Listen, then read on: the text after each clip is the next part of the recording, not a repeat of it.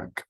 So what will happen is I'll introduce each speaker and I'll invite each person to present for about 20 minutes. And then we'll move to the next speaker. We'll have 3 presentations in total, and we'll have time at the end for questions and answers. So if you've got any questions that come up, feel free to pop them in the chat box. Emily's going to keep an eye on that, and Emily's going to chair the discussion after the presentations. Or alternatively, you might want to just write down your questions as you think of them, and you can pop your hand up and ask those later on as well. The session will be recorded today, just to let you know, so we can share this session and the PowerPoint slides that accompany with people who couldn't make it today, and of course yourselves who could. And if you don't want to be on camera, please just switch off your camera. And just a friendly reminder to please keep your microphone muted, just so we don't have any background noise. So we'll make a start. I'm delighted to welcome as our first presenter, Professor Ailsa Cameron from the School for Policy Studies at University of Bristol. So Professor Cameron is a Professor of Health and Social Care in the School for Policy Studies at Bristol and a Senior Fellow of the NIHR School for Social Care Research in England. Ailsa is currently leading the school's School for Social Care research funded study about reimagining daycare provision for older people, and she'll be speaking to some of the findings from that study today. Ailsa's previous studies include an exploration of the role of volunteers in the provision of social care for older people and the provision of social care in extra care housing. And the title today for Ailsa is A Missed Opportunity, the Potential Role of Daycare. So Ailsa, big welcome and over to you. Thank you. Thanks, Paul. It's really great to be presenting our work today. And I saw Simon briefly on the screen. So Simon Hankin was a partner in this research. Paul was also part of the research team. So I'm just speaking on behalf of the team. By way of introduction, when I'm talking about collective forms of daycare, I'm referring to community building-based services that provides care and or health-related services and or clubs and activities specifically for older people aged 65 plus with care needs which people can attend for a whole day or part of the day. So by way of background, there has been this perception for over a number of years that collective forms of daycare have fallen out of favour within the social care sector. And there are several reasons given for this. And one of the other presenters today, Catherine Orellana, has written a lot about this, as has Jill Manthorpe and others. And they've noted, firstly, a lack of consensus about what daycare provision actually is, its form and its function. And related to that, a lack of evidence of impact, because if you don't have agreement on what it's supposed to be doing, it's hard to evaluate its effectiveness. In addition, there's a view that these forms of collective activities run counter to the spirit of personalisation. If you like, there's a perception that care and support cannot be personalised in collective settings, which are often viewed as being overly institutionalised. And finally, not surprisingly, Hood and others have talked about the concerns related to the cost of building-based services. So taken together, those factors have coalesced in a view that daycare is outdated. And you're supposed to see then a quick a symbol of a bingo card. So there's this sign, there's this trope used about daycare that it's all about bingo. However, there are alternative views. Whilst it's undoubtedly the case that collective forms of daycare might not meet the aspirations of all older people, and additionally concerns about the term daycare, which is perceived as stigmatizing for some people, there is a growing view championed by Age UK as well as Unison that many older people do value these opportunities. And there is an emerging evidence base that suggests that attendance can mitigate loneliness and improve well-being, improve quality of life. And in particular, Catherine Orellana, who's talking today, has argued strongly that daycare attendants can offer person-centred care, whilst also contributing to people having choice about how they spend their days and what they decide to do. So I'm going to draw on some data today from a study that's been looking at daycare and trying to reimagine it, explore the opportunities to think about ways in which daycare can contribute to current and future policy and practice. And last week we presented all of the findings from the study, but today what I'm going to do is focus down on some data related to how daycare services responded to COVID-19 and the lockdown, because I think it's in that opportunity when daycare had to reimagine its offer that we might have a different perspective on what it means to those people attending. So for this presentation, I'm drawing on data that was collected from 8 case studies that were carried out across England, north, south, east and west, urban and rural locations.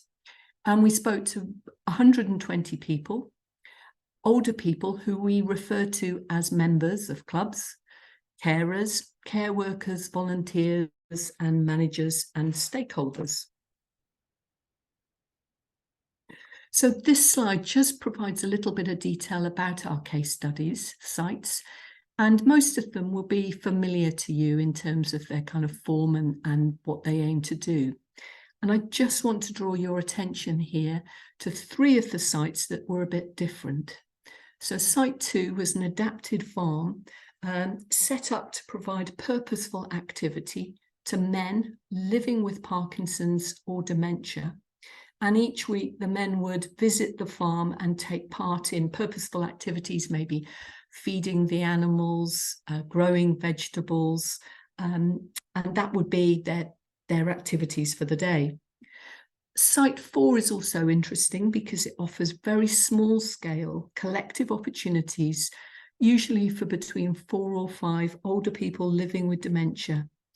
And they're picked up in the morning by the host, driven back to the host's home, where they'll take part in social activities, which might include preparing the meal, crafting, conversations, but the sorts of social engagement that many of us enjoy.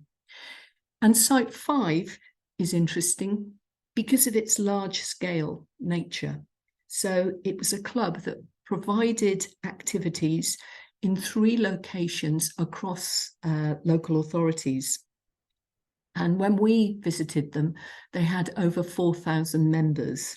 So the scale of that operation is interesting and brought with it challenges as well as opportunities. So as COVID came about, all of the sites closed either before or as lockdown was announced. And they then began developing some sort of immediate response.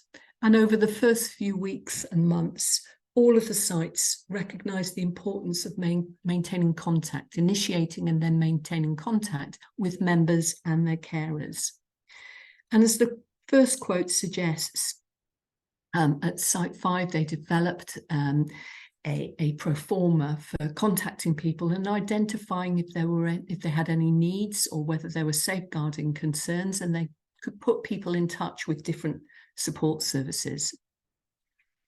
As the second quote demonstrates, some of the sites began adapting their previous offer, in this case a lunch, into a sort of informal ad hoc Meals on Wheels service, which they then used as an opportunity to carry out a welfare check.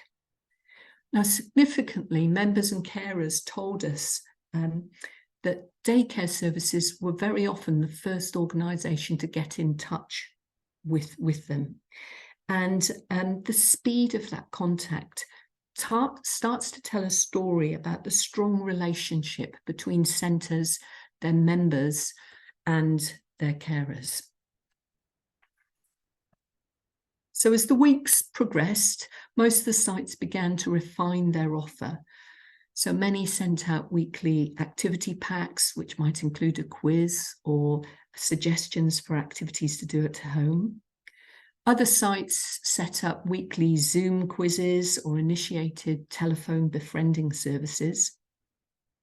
And as the first quote suggests, members were really grateful for these opportunities and told us that they had a thoroughly good time. Now, Site 5, the large-scale provider, really embraced the development of an online offer. So staff working there used their existing contacts with a digital inclusion company that they'd been working with pre-lockdown. And together they trained up firstly tutors in how to use these platforms, and then members. And they also were able to provide tablets and laptops to people who didn't have the equipment. But they trained people up, and very quickly they had a very extensive program of activities that included exercise sessions, cookery classes, art classes, mindfulness. And members really appreciated these opportunities. And as the second quote suggests, they started taking control and putting together their own package of activities or support. And as the individual said here, I started to build up a structure through the week, physical stuff, exercise, cultural stuff. But all of a sudden, they realized that they were feeling the benefit. They were feeling more in control. We were told, however, by a number of members that they were really looking forward, or they were glad when in-person sessions opened up again. However, after several months of lockdown, centres began to target their additional support at members and carers who were thought to be struggling most. And this generally involved doorstep visits or weekly phone calls to find out how things were going. But at some of the sites, particularly those who were supporting people living with specific conditions, they realised that they had to do a little bit more. They had to be more creative to keep in contact with members who were living with dementia. So at the adapted farm, staff and volunteers made a video of a walk around the farm so that members could see the animals they tended, the fields that had surrounded the trees that they were fond of. They also visited some of their members on a vintage tractor, handing out essential supplies just to keep people engaged and offering this sense of connection. At Site 7, which was our faith-based centre, they prioritised the production of their existing talking newspaper as a way of maintaining people's connections with their wider community. Several of the day centres developed broader community roles, becoming accessible vaccine centres, using their minibuses almost as community taxis. And again, all of these developments speak to the strong relationships between centres, their members, as well as their place within the local community. And we had a strong sense of centres being seen almost as the first point of contact for community support. And members and carers turned to them for advice and information. But what became very clear to us was the importance of daycare opportunities for carers per se, and then specifically the impact of day centre closure during lockdown on carers. So time and again, we were told that as a result of closure of day centres, that carers had been on their knees, totally feel isolated, alone, that there's no one to talk to. And not surprisingly, as lockdown continued, managers and staff became aware of the need to do something more to support carers. And that might involve setting up new groups or telephone calls specifically aimed at carers.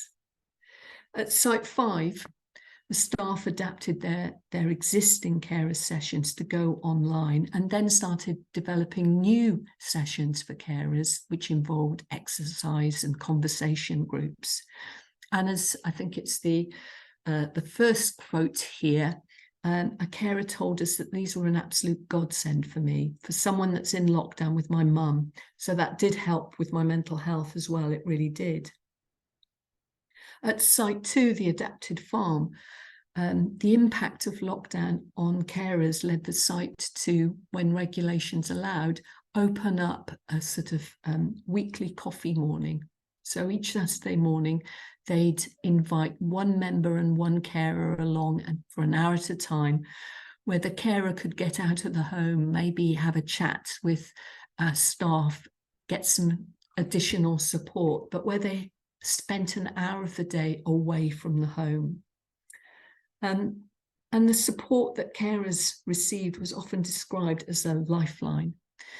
And it sort of highlights the supportive long-term nature of these relationships between centres and carers.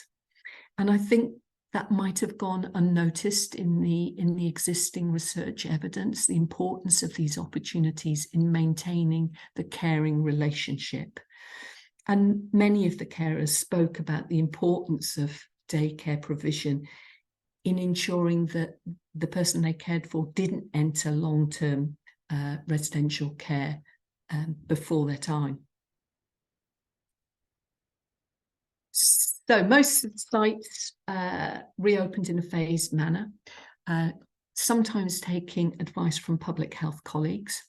So at Site 1, which was supporting people living with dementia, and they restricted the number of people who could attend, and they restricted the number of sessions that they could attend per week. And they organised their service into a series of bubbles.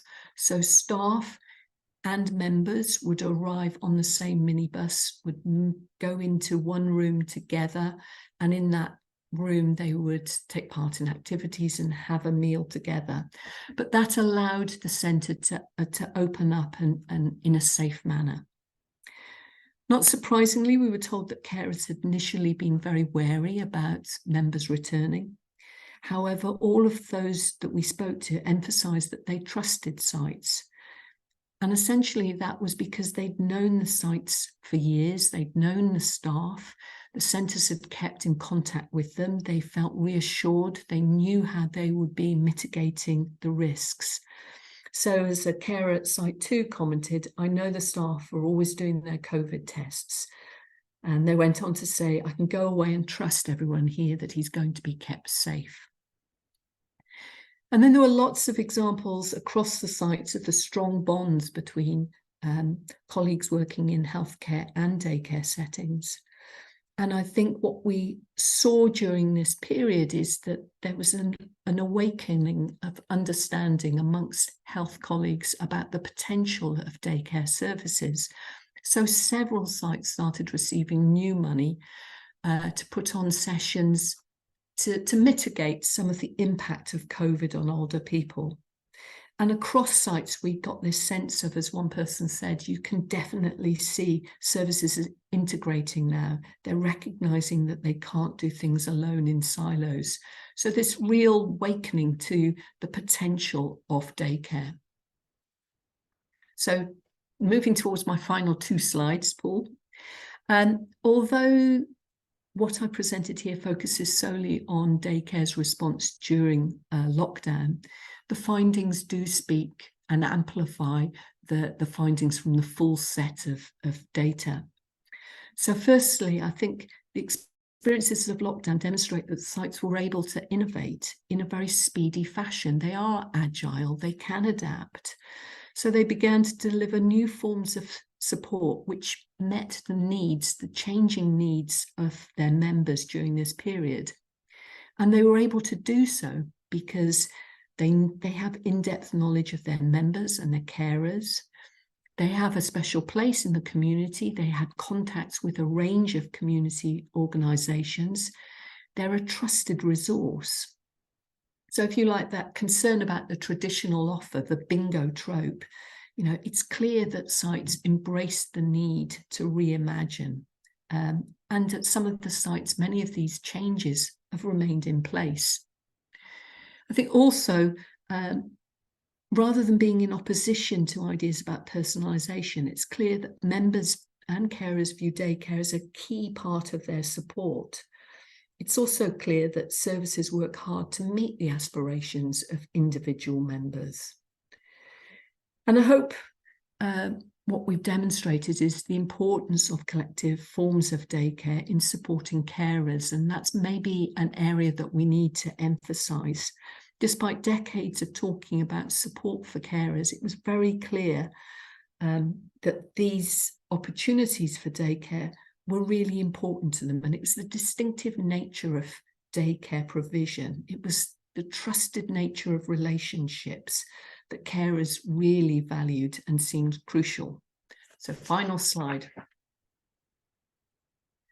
So we'd argue that the COVID-19 response demonstrates how the distinct nature of daycare, and by that I mean its duration, this kind of 4 to 6 hours, maybe a day, the trusted relationships with members and staff, makes it really well placed to identify and respond to needs, support mental and physical health of members and carers, and as an opportunity to deliver preventative health and wellbeing interventions.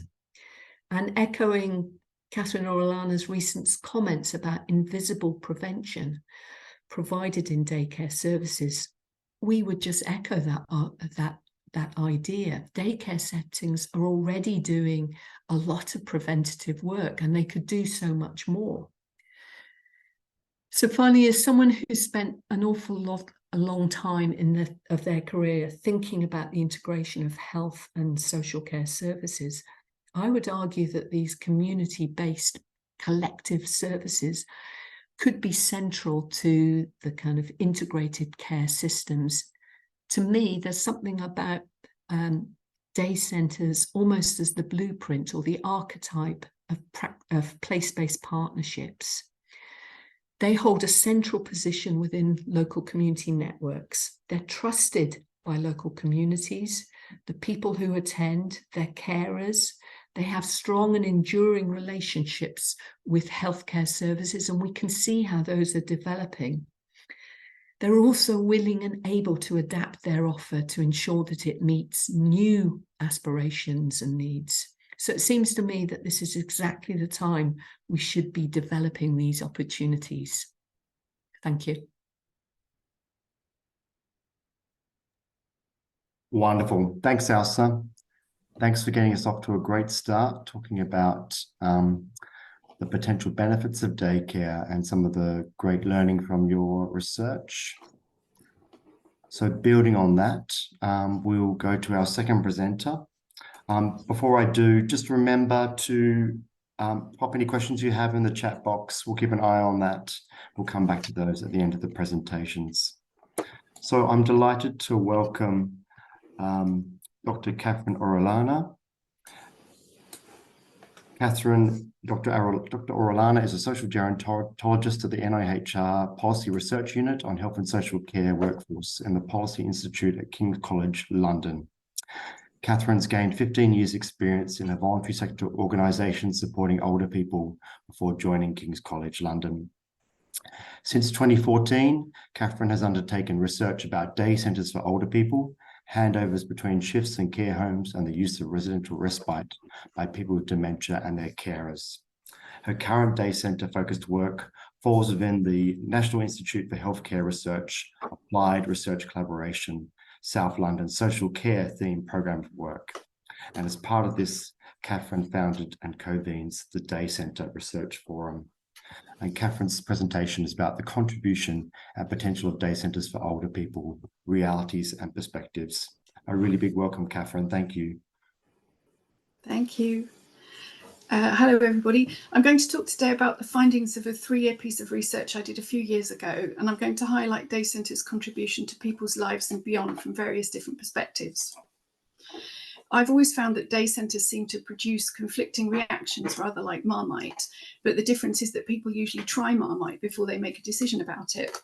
Day centres have been recognised by social care professionals and service users to offer the ideal opportunity to provide targeted services in a safe, stable environment, but others see them as outdated and patronising.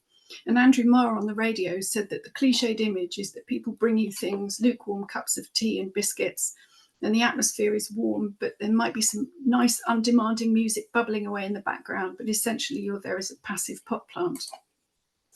So this study aimed to improve the understanding of day centres' purpose and role, how they're viewed and their use. And these things are important to understand because perceptions of day centres are not always knowledge-based or evidence-based. And I explored outcomes, experiences, views and perceptions. And 4 generalist day centres participated in different local authority areas. And by generalist, I mean ones that weren't solely specialist for a particular group of people. I interviewed 4 groups of people for each, 23 attenders, 3/4 of whom attended their day centre for only 1 or 2 days a week, which added up to 4.5 to 12 hours per week, excluding travelling time. 10 family carers, 23 day centre managers, staff and volunteers, and 13 local authority staff responsible for making purchasing decisions or for signposting or referring people to day centres. And with the attenders and carers, I also used a standardised questionnaire called ASCOT, which is the Adult Social Care Outcomes Toolkit, so that I could get some numerical data about the unique contribution day centres make to people's lives, because some people prefer numbers rather than rich data. I'm not going to explain ASCOT now because that would take quite a while, but I'll present the overall findings here. And I'm going to start with the main takeaway messages just in case you drift. So day centres are a life-enriching gateway that offer added value. Their group environment plays a hugely important role, and they're highly relevant to current social care and health policy themes. So it's important to know what prompted older people to think about attending a day centre in the first place. And you can see from the list of circumstances appearing here on the left that different types of loss and a desire for something different had prompted attendance. And people's reasons for attending a day centre reflected these circumstances, and their motivations were often multiple and linked somehow. And encouraging people to remain at home with support, ageing in place, has been a policy of successive governments for some time, on the grounds that home is associated with well-being, independence, autonomy and continuity of community. But many people find themselves isolated in an unsuitable environment. And this is called being stuck in place, and this is how some attenders felt. A description of this is that an older person at home may be quite as isolated, both socially and physically, as her counterpart in a long-stay institution. One of the great difficulties for both carer and cared for is the dulling monotony of a routine which is harsh, unremitting and never changes, and which allows no opportunity to meet new people or see new places. So it was rather like COVID lockdown. So this study found that day centres are a life-enriching gateway to quite a few things for socially isolated people who are unable to get out without support, and also for family carers, staff and volunteers. And attenders and carers said that quality of life improvements they experienced were directly because of their own attendance or a relative's attendance. Companionship was the first thing. That was older people's favourite thing about their day centres, alongside activities, which were also the top 2 scoring ASCOT domains. Companionship encompasses company during experience, friendly relations, right through to friendship. It was about valuing being among people when you're usually alone, seeing, hearing, chatting, and even arguing with people, contact with people's own age group and different people to usual, or people in similar circumstances. It was also about doing things in company, classes, games, eating. Older people look forward to regular contact with their day centre friends, and some reconnected with old friends or discovered they used to work in the same place. And this is important because social isolation and loneliness are associated with poor health. Day centres also made a major contribution to the mental well-being of their attenders by supplying a source of enjoyment or fun. Laughter was important at the day centres, and it actually has a positive psychophysiological impact.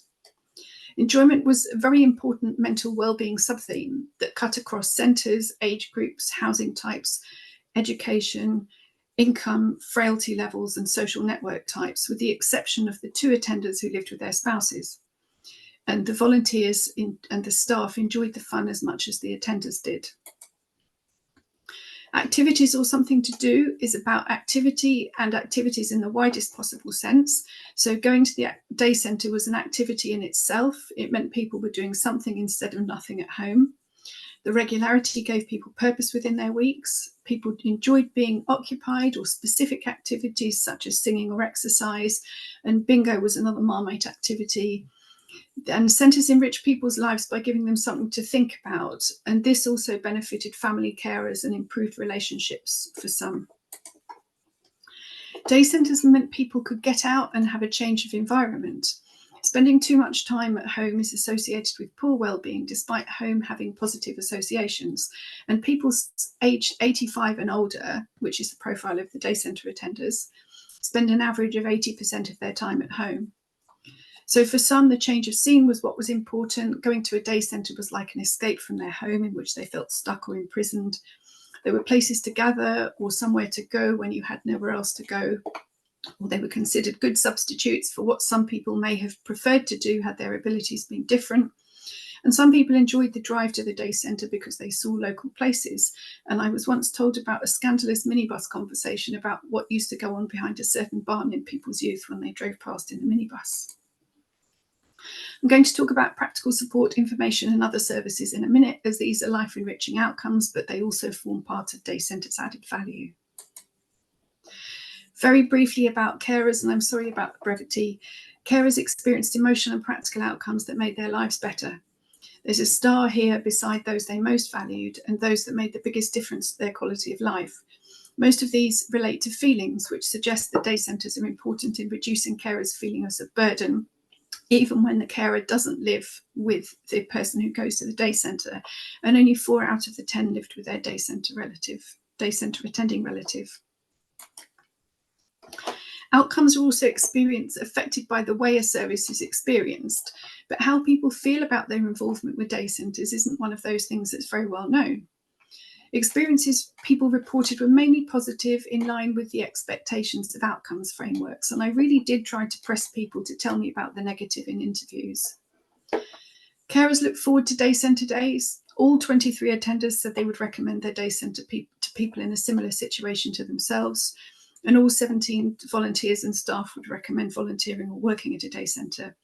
So you may wonder why more people don't attend day centres.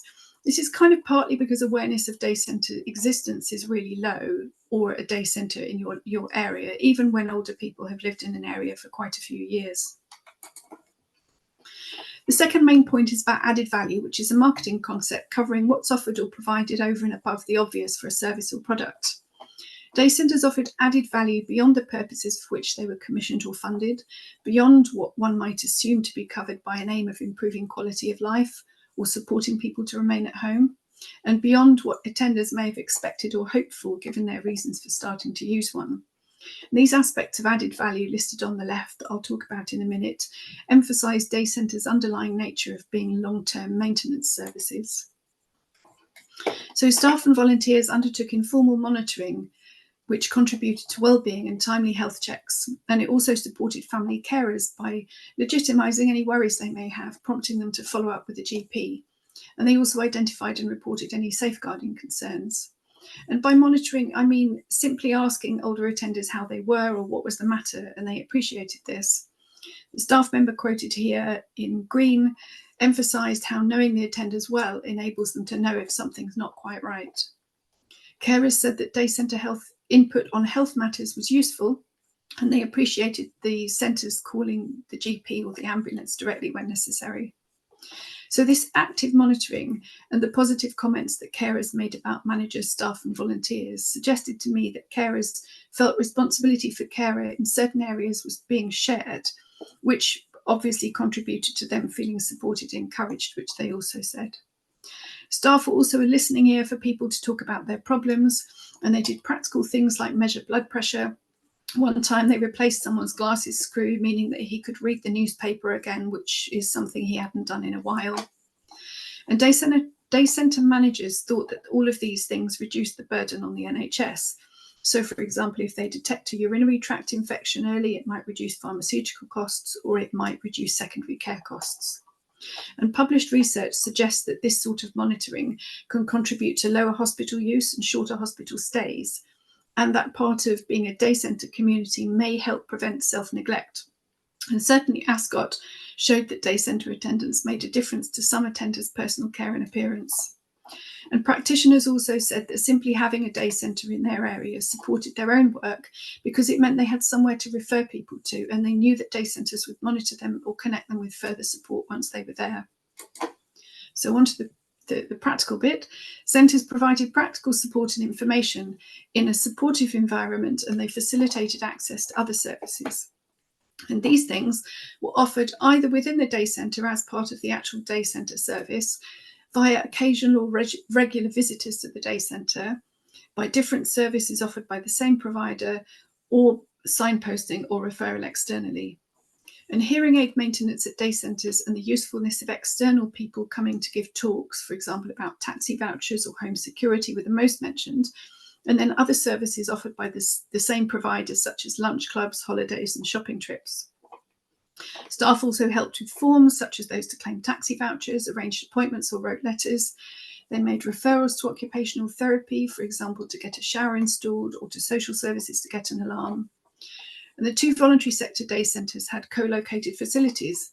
And so the adjoining library was excellent for a keen reader who also enjoyed contact with babies at the mother and baby group. One had a church, and a few people went to the short service after lunch, and a citizens' advice bureau, which somebody was using to sort out her husband's will. Day centres were also visited by people, chiropodists, massage therapists, district nurses who did insulin injections or changed dressings, that's very hard to say, and a couple of local market clothes sellers came too. And some attenders explained how this benefited them. Some had saved money, or they had more income. Some enjoyed trips out, or they felt safer at home, and some felt more connected with their local communities. So Francine, who's quoted here in the yellow box, was visually impaired, so having her hearing aids cleaned was really helpful, as was being given free batteries.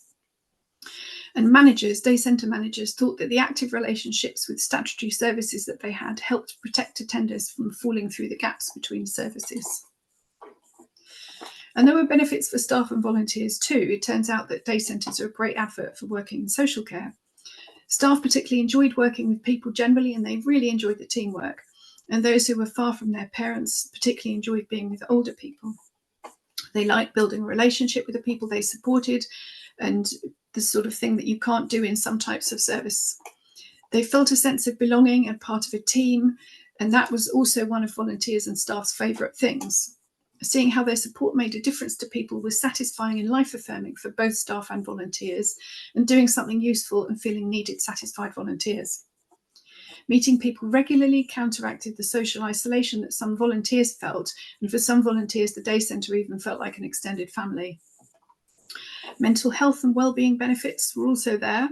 Both staff and volunteers felt fulfilled. Volunteering was something to look forward to and improved confidence. And the volunteers were older people themselves. Staff and volunteers enjoyed their work. 2 staff members also mentioned being able to be themselves at work was great. And one felt they got their identity back because they just worked in a soulless, task-focused job beforehand, and it was a complete change. Some of the staff and volunteers had depression or anxiety, and some had had no relapse since joining their day centre, or their symptoms had lessened. And both groups also enjoyed learning new skills or using the ones they already had, and learning from the older people they supported. For example, their desire to enjoy life, how resilient they were, or things about this country on celebration days when they weren't born here. And the third main point, and Elsa touched on this too, concerns day centres' group environment and the continuity they provide. The Department of Health and Social Care's 2021 white paper, People at the Heart of Social Care, acknowledged that continuity of care is important for people. And day centre providers, they knew their attenders well. The day centre's supportive environment enabled relationships to be built. Attenders trusted staff and volunteers, and they knew they cared about them. And carers trusted them to look after their family member. Going to the day centre improved attenders' mental health and well-being, sometimes directly because it was a trusted group environment. or simply a group environment even. They felt like they belonged, they gained a sense of purpose, felt in control and much more independent, and feeling in control was hugely important for people. Being in a group enabled people to contribute too, so being able to reciprocate is highly valued by older people because it helps maintain a balance when you've lost a certain level of independence. So if you can take in flowers from the garden, lend people books, help pour them a drink, open ketchup sachets, it kind of compensates for the loss you feel in other areas or the lack of contact with people. And they felt valued and respected as individuals, which reflected the way the services were delivered. So going there supported their sense of dignity, which was the joint second highest domain of gain in Ascot. So the day centre was actually a community that people had chosen to be part of, and it was an enabling environment which people enjoyed being part of. So concerning day centres' policy relevance, managers believed that their day centres offered preventive wellbeing, practical and informational support for their attenders, wellbeing benefits and information for family carers, and wellbeing benefits for centre volunteers and staff. And they thought their services were supportive to social care and health. So these and everything I've already talked about earlier clearly fall within the social care policy themes that have just appeared on the right. And the commissioners' and practitioners' views of what day centres offers mainly concurred with day centre managers. The most commonly perceived outcomes concerned wellbeing promotion and the prevention or delay of deterioration. But interestingly, few commissioners mentioned day centres as being relevant to supporting people to remain at home or personalisation or partnership working. And although outcomes for older people were mainly understood by commissioners and practitioners, there was a lack of recognition of the link of these with policy themes, especially among the commissioners, and there was low recognition of outcomes for carers and no recognition of any potential benefits for staff and volunteers. And I do wonder whether the support needs of carers of older people without dementia or with early dementia or who don't co-reside are under-recognised. And although commissioners were the least aware of day centre relevance to social care policy when I asked directly about this, their reasons for commissioning were policy related, as were the reasons for making referrals to day centres. So, for example, to reduce isolation or for carer respite, there were several reasons. And in 3 of the areas, commissioners said their day centres contributed to local commissioning targets. Now on to future potential. A day centre manager commented that commissioning day centres seems to be out of fashion, and she firmly believed that there would always be a need for building-based services that can care for and support the most vulnerable in society. Commissioners and practitioners agreed that by seeing people at day centres, health professionals saved considerable time in arranging and travelling to home visits and repeat appointments where access wasn't possible. And sometimes it was more convenient for them or safer even. And they agreed that not missing a day centre day was particularly important for those who only attended once a week, and it would be less stressful than sitting at home and waiting for somebody to turn up. And the commissioners and practitioners believed that there was much potential for day centres to connect better with and offer more to health and social care. And this is despite commissioners not linking day centres' work with the policy aim of partnership working. I asked them for their ideas, and they suggested that day centres would be convenient places for social care and health outreach activities, because this would maximise building use and be easily accessible for the wider community. And they suggested health clinics, information sessions, reablement, training, social work sessions, but obviously not all day centres have facilities that are appropriate for this sort of thing. And they thought that day centres could support social care better if they could refer directly into certain services like toenail cutting or bathing rather than via social work, and to safeguarding teams, because this might reduce duty social work team burnout, and if they could undertake assessments like for blue badges that are quite straightforward. But achieving this could be challenging, even for areas that are quite integrated, because a decision to pay has to be taken. And a commissioner said to me that day centres are a hard sell to health because their preventive work doesn't offer easily quantifiable or immediate benefits. And the same commissioner, as cited here, also commented that local CCGs, which are now integrated care systems, may value the voluntary sector, but they don't really understand how to make links into it and how to use it effectively. So I believe that what I've talked about today contradicts some of the most common criticisms about day centres, with acknowledgement that day centres are obviously not everybody's cup of tea and that quality also plays a role. People growing up after World War II supposedly recognise welfare as a reassuring safety net, and I wonder if some decision makers are projecting their negative views onto younger, more open-minded older people.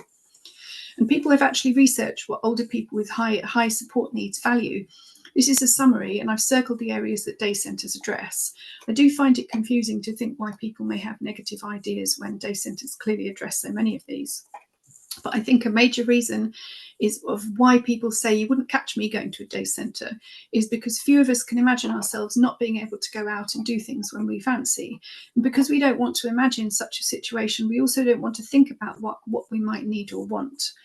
So for a little bit of self-reflection, I might ask you, do you give day centres the benefit of the doubt, or do you condemn them as an awful concept before visiting one?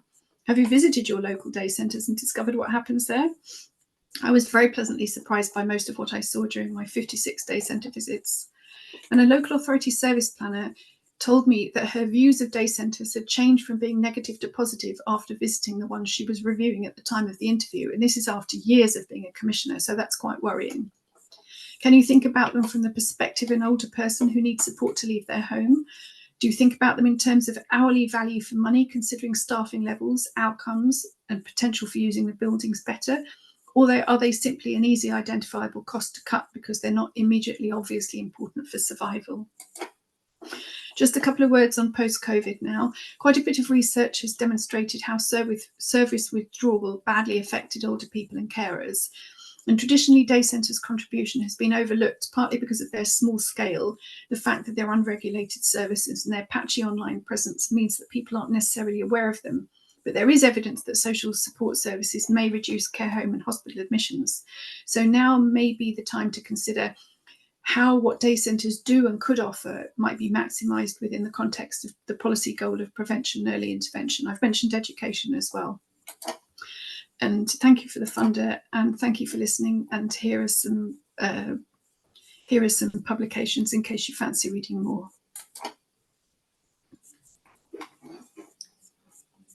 Brilliant. Thank you, Catherine.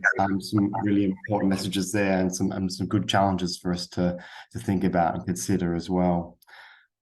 Okay, so please keep the questions coming in the chat and the comments, and Catherine and Elsa can have a look at those comments and give them some thought. But we'll move on to our third speaker. So Louise, where's Louise? Louise Spencer, there's Louise.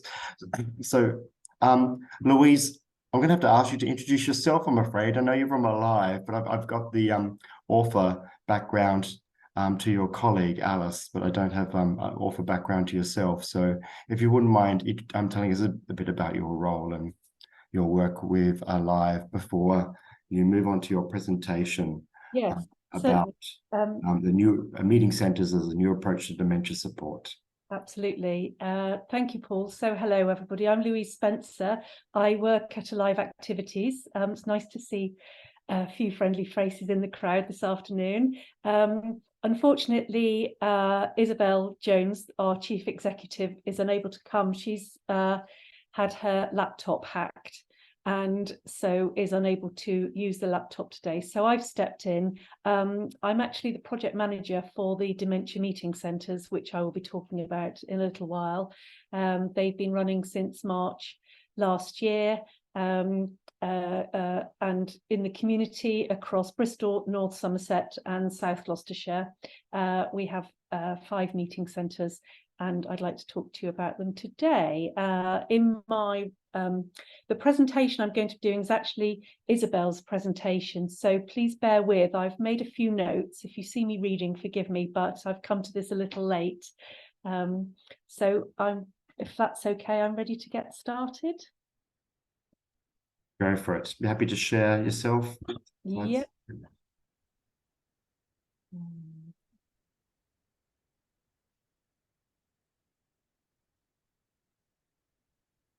Okay.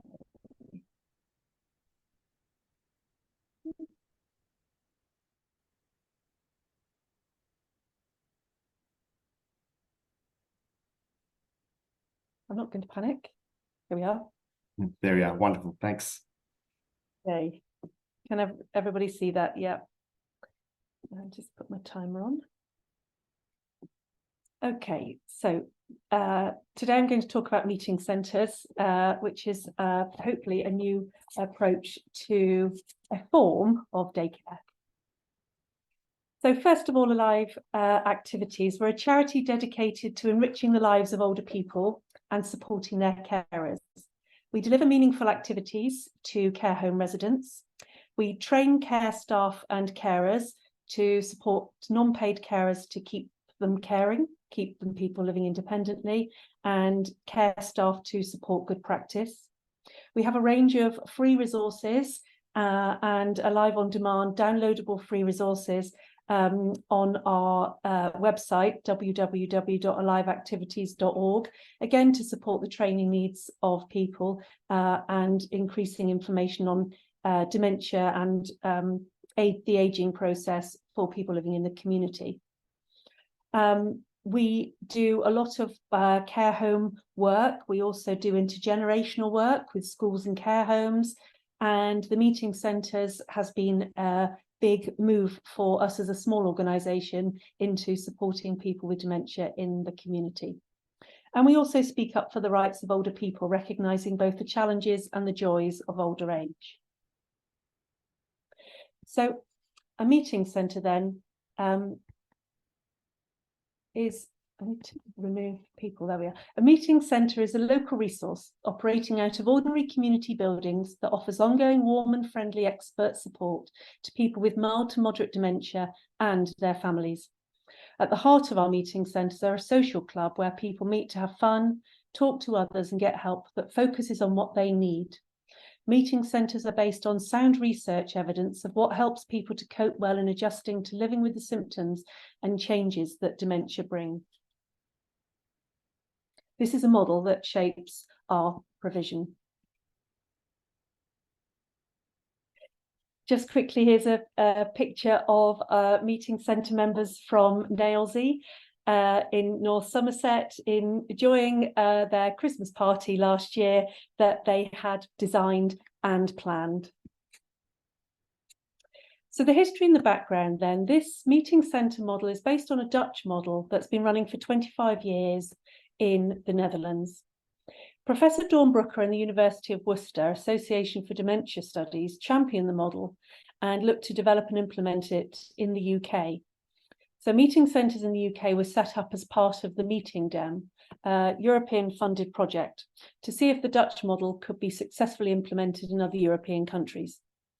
Tester sites were set up in Droitwich and Leominster, and quite immediately the results were impressive.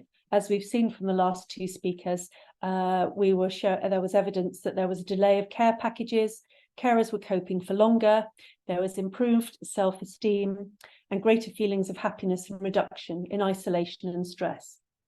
So the model was then rolled out across the UK.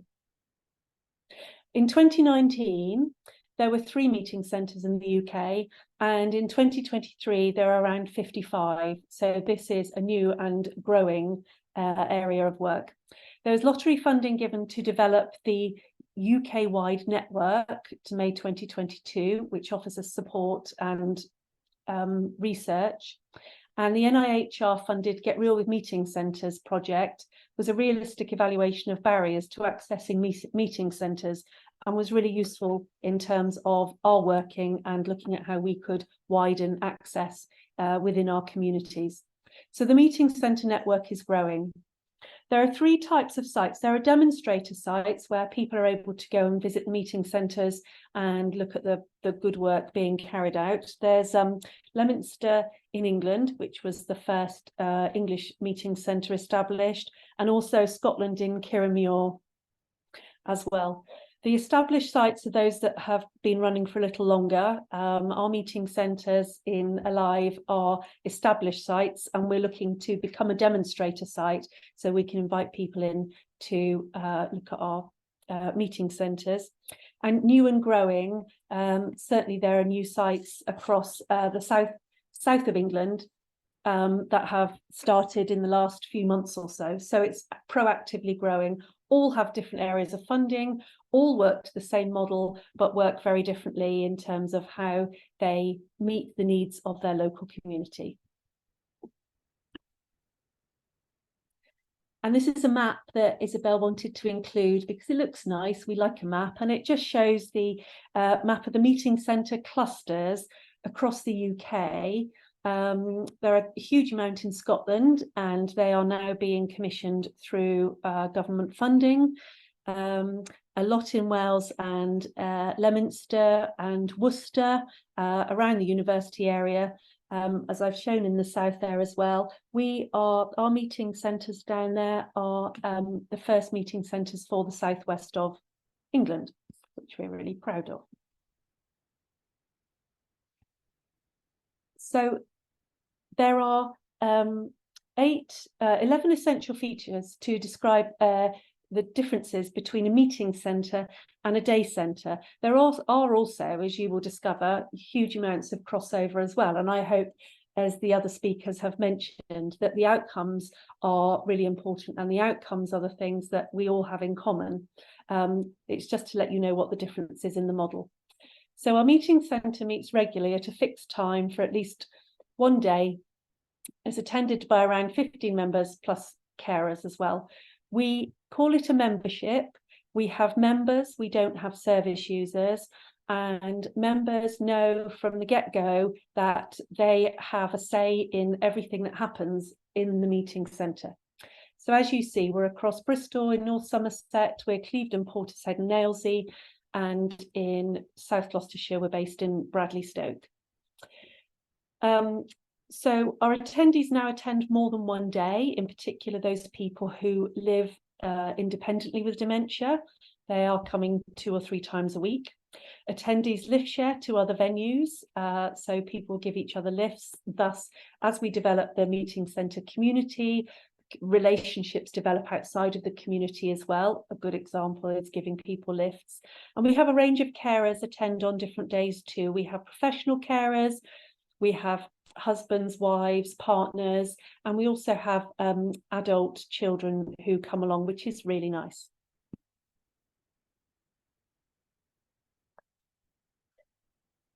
So we are in this together. Everyone experiences a warm and inclusive atmosphere at the meeting centre.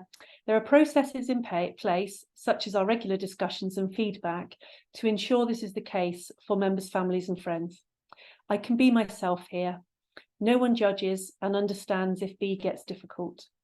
He's always been there trying to get out. He just needed that confidence from somewhere to start enjoying life again. This has made a massive difference. We have weekly carer discussions, and we have carer support groups, peer support groups. We call them Carers Corners. We have discussions with wider family members, looking at both the provision of the meeting centre and the other issues around physical health, emotional health, mental health, housing, income streams, all those other practical adjustments that people need to remain independent in the community. We have discussions with all our members, whether it's what we're going to be doing next week or whether it's a discussion about the meaning of life. Whatever it was people want to talk about, we will discuss.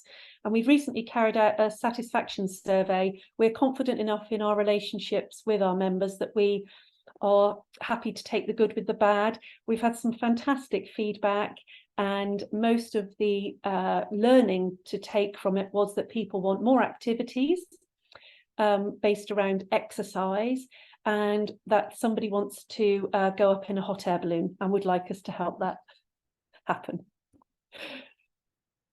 So adjusting to change, we promote practical, emotional and social adjustments for members and their family carers. A lot of people came to us after lockdown, very isolated, quite unwell emotionally, quite unwell physically, and a lot of family carers in denial about the process as well. So we support families in that, and the process is in place for this to be promoted and for us to monitor members over time.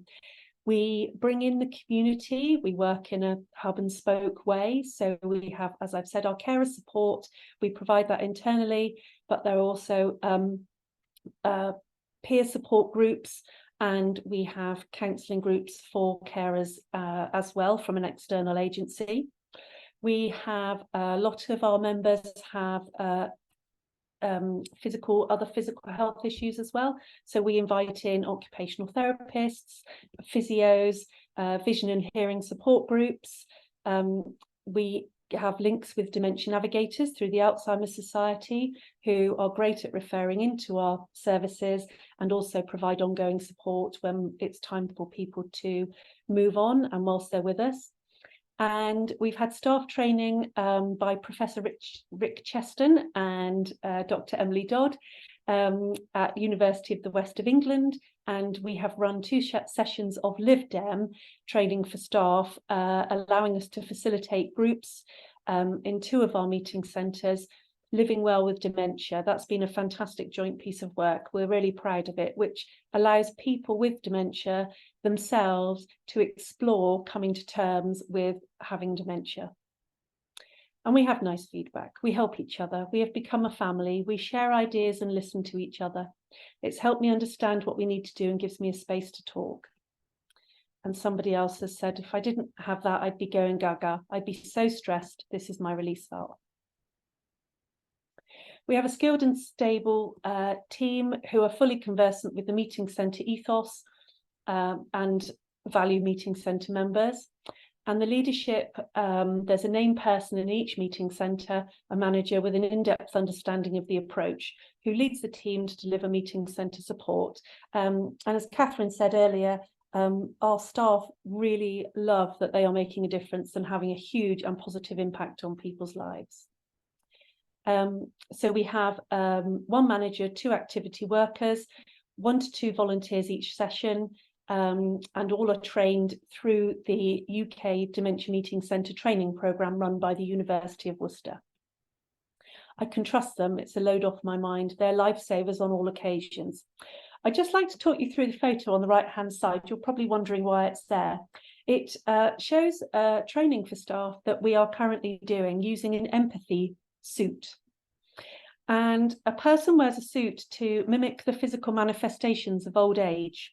We have give them a weighted vest, weights on their arms and ankles, and a neck weight, which means that they're more likely to stoop. They have knee pads, which reduces their movement, knee movement, and goggles give tunnel vision. There's no peripheral vision at all, so the person can't see anybody by their side. They wear headphones to stimulate tinnitus, and they have gloves that vibrate so that their hands shake. That person puts the suit on and then carries out a series of tasks, which may be putting on a shirt, doing a puzzle, picking up their reading glasses, walking upstairs, talking. And as you can imagine, this exercise puts staff in the shoes of the person and helps to improve understanding and how we can support people who may have some or all of these disorienting factors. We do have the suit and we do offer training sessions. So if you'd like to if you'd like something with staff, then please do get in touch with us. So key to the meeting centre model is that we focus on both the members living with a dementia and family carers. And we expect that most of the time people will come together in order that we can support both people.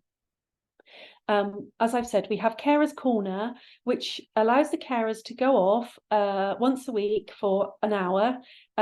They are still in the same room, still in the same venue as their loved one. They see that their loved one is happy and involved in an activity. They then can have that little bit of space. And it's very important for us to let people know they can have respite, even if they're in the same room as the person with dementia. They don't have to rush away.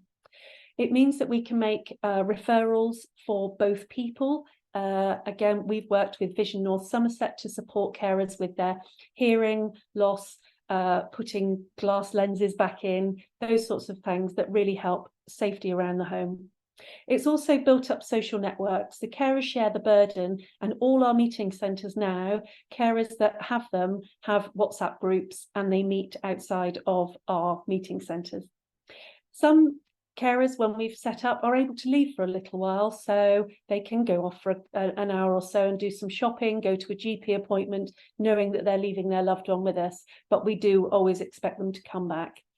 and we all eat a lunch together. That's really, really important. We have a healthy, nutritious lunch together, and that in itself is a lovely, lovely activity.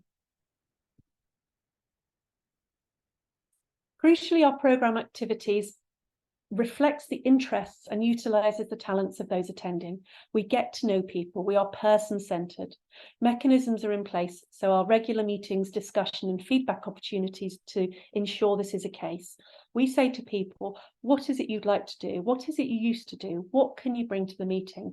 And this allows us to have a programme of activities which is led by people in terms of ideas and is literally led by our members. Every time somebody goes on a holiday, they come back and want to share their photos. We've had wedding albums, we have sewing sessions and cookery sessions. On the photograph here is Wynne, who used to cook when she was younger, and she wanted to cook and make flapjacks, and we supported her, got the ingredients and supported her to take the session and make flapjacks with people, and it was absolutely lovely. And it wasn't just about using those old skills, it was about learning new skills as well, rebuilding confidence and feeling a very active member of an active community. So we have reminiscence, CST techniques, puzzles, quizzes, physical and seated exercise and walks, gardening, crafts, trips out, music, intergenerational linking. When we have our trips out, we will quite often mix our meeting centres. So we will invite all the meeting centre members to go, and that cross-pollinates the membership, and it allows people to expand their feeling part of a wider dementia community as well. And sometimes we've had sort of between 60 and 70 people on our trips, which has been wonderful. One member talked about going to Greece. So the next day we went shopping together and we all made a Greek salad for lunch. They brought in pictures of their holidays and we had a Greek themed afternoon led by our member. So because we've got small communities and our staff are trained to be very person-centred, we can react very quickly to what people are saying. So we don't just talk about Greece, we would proactively get involved and make it into an activity. And this again is just talking about the impact of our work on physical wellness, cognitive stimulation, advice and information, emotional support, and social support, and putting the member abilities, needs and interests at the heart of what we do. So another essential element of a meeting centre is the location, that we're in members feel comfortable about attending the location where it meets adequate facilities in which we run our programme. I have to say this was one of the biggest challenges. Those of you who've kindly sat on our support groups will know that this has been one of the biggest challenges and continues to be the biggest challenge for a lot of groups, is finding the right venue and breaking down the barriers. Community engagement, as I've said, hub and spoke model. So we invite people in to meet the needs, a wide variety of needs of our members. We look at how we can work together. And as I've said, we have a lot of people involved in our activity and engagement. And the photo there shows the leading European champion of Elvis personators, who the members wanted to come to the meeting centre first anniversary, which also coincided with the coronation. So we had the King for the day, both singing, and it was allowing us to celebrate. We had 69 people, members of the Age UK CST group came along, and we danced for hours. It was wonderful. We're also a community of learning and practice, so we're opening to visits and information, sharing good practice, and we attend updating and networking events. And our data is collected by the Association for Dementia Studies and sent back to us in a brilliant format, so we have that information to hand. Just very quickly, so Emily and I have worked together. She has done an evaluation, carried out an evaluation for us this year and last year.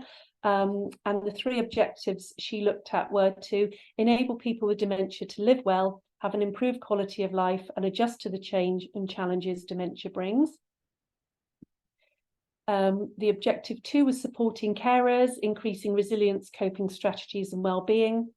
And then objective 3 was supporting people to maintain independent living arrangements. And certainly our reports back to funders now, we actually break down the cost of visiting certain health providers, and we say that our interventions, we can now prove that our interventions are literally cost effective in our case studies by proving that people are not needing repeat returns to GPs, for example. People are on less medication, people aren't being taken into hospital with anxiety-induced physical ill health, etc. So we are really starting to get much better and much more targeted in how we present our information. And just finally, this is Freddie. He comes to our meeting centre in North Somerset. He had not been out of the house for nearly 2.5 years following COVID when he came to us last March. He was sitting in a wheelchair that did not meet his needs. He'd had no contact with his friends. Him and his wife had no relationship. And through his membership, we referred him to occupational therapy, and he now has a new wheelchair that he can sit up and drink correctly in. He has made links with his old members of old colleagues at work and has been out to see them. He has visitors. He comes to every single meeting centre that we have on a Tuesday. His professional carer, Louise, is a fantastic member as well, and she brings everybody together and enjoys the session. But crucially, it has transformed the relationship with his wife. She now has some time apart from him, and she now knows that he is happy. She's found the person inside, the person with the dementia and Parkinson's, and it has transformed their relationship, and they now spend much more quality time together, and that is what it's about. Thanks so much, Louise. That's a really powerful story to end on, and highlighting some of the many outcomes that you've already identified across the presentation of this really interesting model of provision. Okay, so I'm going to hand over to Emily, who's going to take us through some of the questions and comments. Thank you, Paul. And yeah, I just want to reiterate thank you to all our speakers. It's been really interesting afternoon to hear about your research and the meeting centres. Obviously, I know quite a lot about meeting centres now after having done the evaluation, but it's been really interesting to hear. So going back to the questions right at the beginning, there's a question for Elsa around during the lockdown and when everything went online. Did you sort of find any difficulties, or did the day centres find any difficulties in people accessing the online services? Good question. Yes, there were difficulties. So there were difficulties. Some people didn't have phones or tablets that they could use. Some people just found navigating the social media, the platforms difficult. I've had that problem all the time. And generally, those centres were able to fix some of those problems. So they already had links with digital inclusion organisations, and interestingly, the NHS had supported some of that because of the move towards more digital work in the NHS. So yes, there were difficulties, and a lot of activity went into supporting and training both members of clubs, but also staff doing the sessions. I'm going to say, Catherine, I don't know if you've got anything to add, because your research was not during lockdown, was it? Is that correct? No, it was well before. Yeah. No, yeah. So online services possibly weren't a thing back then. No, they weren't at all. And there has been research about. There have been publications to do with difficulty with older people accessing things without support. So if they don't have someone living with them, it's difficult. Yeah. Okay. And another person asked, has the online services been maintained? I know in your presentation you said, didn't you, that people were very keen to get back into the face-to-face attendance, but has some of the online services been kept up? Yeah, so interestingly, the big site, the big provider, has launched a kind of online program for those people that it works for, and they can provide sessions at different times of the day. So yes, they have kept them going in some places. And do you think that that is then linking with a different cohort of people that might be not attending, or is it both people types? So I think some of it is about, so for example, the carers sessions, that site had a lot of feedback saying that going online meant that people could dip in and dip out of services, and it suited their needs better. But I think that there's also, the site is, well, that large provider is thinking about people living in extra care settings, residential care where they don't have activities. They see that as an area that they might draw in more people from. Yeah. Okay, thank you. I don't think it's, I don't see that as the future that we should all follow. I think it's a very specific development for some people.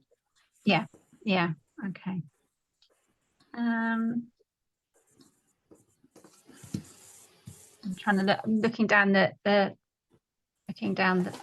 list. I think, Catherine, you've been answering a few of the questions in the chat already, but one of the questions was around, have you seen changing levels of the needs of people post lockdown, and have people sort of needs change their cognitive and physical needs, and have services been able to accommodate those? Yeah, the managers I spoke to had experienced huge changes in the previous 5 years, mainly because lots of things have shut and council budgets meant that they couldn't afford to cater for people. So the people they were referring to the day centres had much higher needs than they had beforehand, which changed the entire dynamic of the day centre actually. So it was very difficult, they said, to cater for the older people and the older people and the people with cognitive problems. They were receiving more referrals from mental health services and of people with learning disabilities either that were at the younger end. And all of these things were hugely challenging because of the lack of understanding of these conditions. And, when you're a small centre, you can't, it's difficult to cater for everybody. And that was actually one of the main things, that one of the complaints that older people had was that their experiences were spoilt by people with cognitive impairments of any kind, because that affected the way people shouted or interacted in some of the activities. It made the transport late. It did all sorts of things that changed their experience, and there was no understanding of the fact that their reactions weren't personal. They were just because of the condition. Yeah. Thank you. And one last question around to Elsa and Catherine.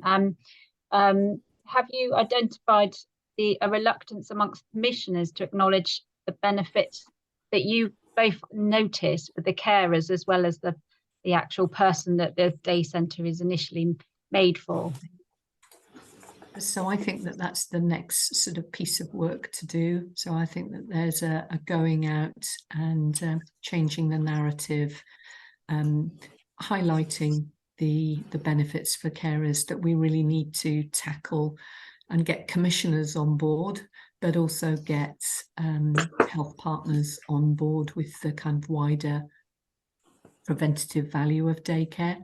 I think what I've noticed with commissioners is their definition of prevention doesn't look much like my definition of prevention, and seems to be talking about preventing admission to residential care rather than the lower kind of levels of supporting people to get out and about, engage. So that's an interesting dimension at the moment. Yeah, I'd agree with that. Also, the commissioners, I think commissioners change roles quite frequently and they're moved, so they don't actually get to grips with a particular population or a particular set of services before they're moved on to the next one. So they bring with them the concepts that they've had with the previous role, which may not align with, you know, older people, for example. I think that's a really good point, and what we did pick up whilst we were going around the country. Like many people, one of the impacts with COVID meant that you could apply for a job up north and stay living in Bristol. And so we found commissioners who were 200 miles away from the services that they were commissioning and had very little knowledge of the local community and might have visited on a day. But as we know, daycare settings, you know, things change over time. You have to, you know, spend a little bit of time to understand the value and the experience. So yes, I have a question mark about commissioning at the moment. Yeah. Okay. There are a couple of questions in the chat for Louise, but she's beavering away there answering them for us. Louise, thank you. Did you want to? I think you're on mute, Louise.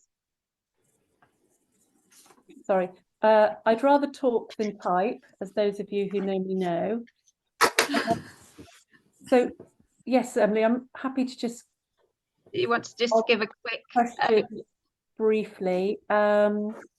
So the main differences between our model and a day centre is that we work with both the person and the carer at the same time on the same premises. One of the things we hadn't anticipated was how many referrals we would receive from people living alone. We now have 5 people in North Somerset living alone who come to our meeting centre. One chap who is 97 does nothing else in the week.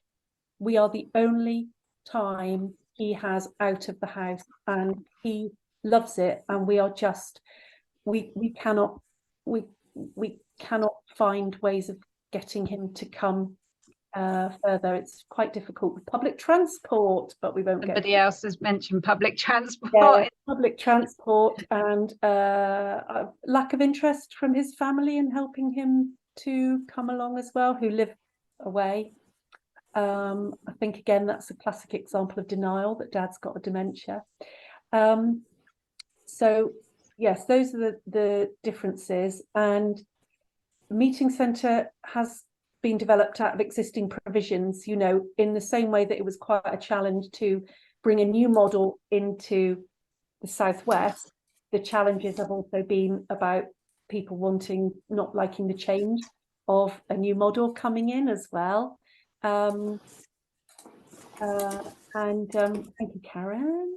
You love Karen. And staff, so referrals are made by, we've got a 1-page referral form. People can phone us, people can email us, people have paper copies of the form. Still, most of our referrals are self-referrals through our community networks. Yeah, some mostly Alzheimer's Society, but of the professional organisations referring to us through the Dementia Navigators, and we've got great relationships with them. But on the whole, it is word of mouth, people coming to us. Staff ratio, yeah, it is about that. It's getting much busier in North Somerset, Kay. And of course, we have carers as well, because we don't provide personal support. That's the one thing we haven't talked about at day centres. I suppose in particular for dementia, I know very little about other daycare provision, but we can't provide personal care, so that's why we have carers as well. Yeah, Christine, we had people who were coming to us after lockdown. We had carers who were traumatized. You know, people were isolated, hadn't been out of the house for ages. People have become non-verbal because of the lack of stimulation. So what we're looking to do is to be, to have people referred to us within weeks, if not months, of a diagnosis, so that we can really start supporting them, so that their journey is bumps in the road rather than huge peaks and troughs. And in North Somerset, we are part of the social care process, so we are on the social workers database. Haven't heard of yet, Right. but we're on there. Great. Yeah, thank you, Louise. I think you've covered that. Thank you ever so much. I just want to say thank you again to our speakers today, and I think I will just pass over to Kay before I pass back to Paul, if that's okay. Thank you very much. Just before everybody leaves and we finish for the day, it's been absolutely wonderful today, by the way. Thank you to all the speakers. I just wanted to bring to everyone's attention that this is actually Paul Willis's last research forum, or last one in which hopefully you'll still come along, Paul, as an attendee, but this is the last one that Paul will be chairing for us.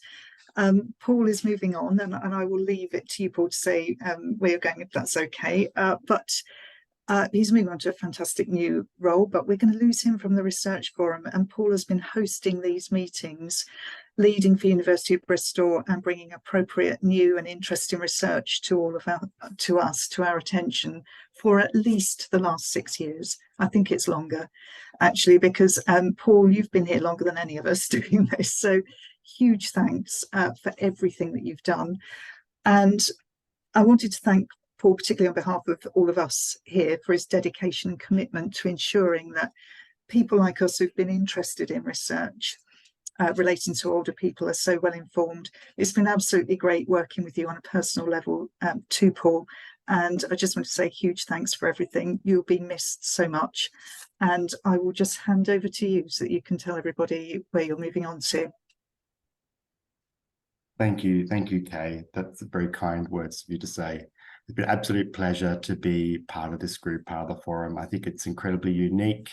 Nothing quite like it in terms of bringing together key organisations in the charity sector, supporting older people with researchers from both Bristol universities. It's very Bristol, very unique, and they are very proud to be, delighted to be a part of this group and make a contribution to such an important area. So I'm not far away. I'm moving to Cardiff University, and I'll be heading up a new research centre, the Centre for Research in Adult Social Care, which will be Wales's first centre focusing on adult social care as a really important policy area. And of course, I'm no doubt that a lot of our research will focus on issues important and relevant to older people in Wales and beyond. So yeah, and I'll certainly be back. Try and stop me. So yeah, thank you very much. It's been a pleasure to work with Kay, Jen and Emily and other people who've been involved the last 4, 5, maybe 6 years.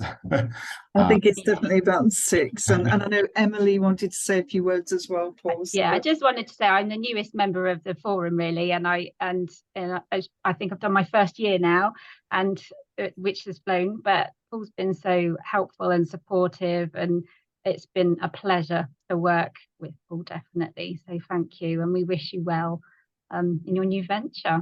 And thank you, everybody. I think we've gone over a little bit, but thank you for sticking with us.